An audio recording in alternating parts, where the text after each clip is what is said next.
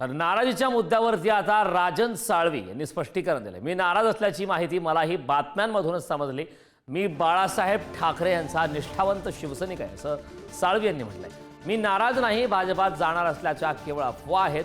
ठाकरेंच्या शिवसेनेचे माजी आमदार राजन साळवी यांनी आता हे वक्तव्य केलं।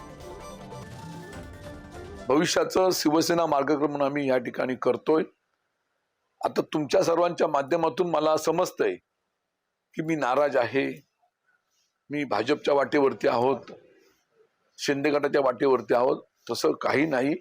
मी माझ्या मतदारसंघातल्या विविध रोजच्या कार्यपद्धतीवरती माझं मार्गक्रमण सुरू आहे आणि म्हणून अशा तऱ्हेच्या ह्या बातम्या निश्चितपणे अफवा आहेत असं माझं या ठिकाणी आपल्या माध्यमातून मला संपूर्ण आमच्या जनतेला आणि शिवसेनेला सांगायचं आहे।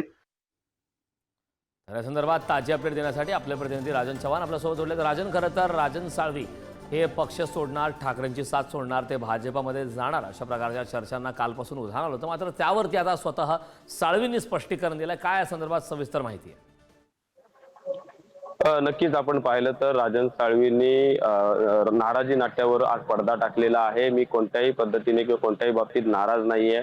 पक्षश्रेष्ठींचे विनायक राऊत यांच्याशी देखील आमचे चांगले संबंध आहेत आणि कोणत्याही पद्धतीची नाराजी ही पक्षामध्ये पण नाही आणि आमच्यामध्ये पण नाही। त्यामुळे मी या पक्षाला राजीनामा देणार, त्या पक्षातून जाणार अशा कोणत्याही पद्धतीची या ठिकाणी बाब समोर येत नाहीये।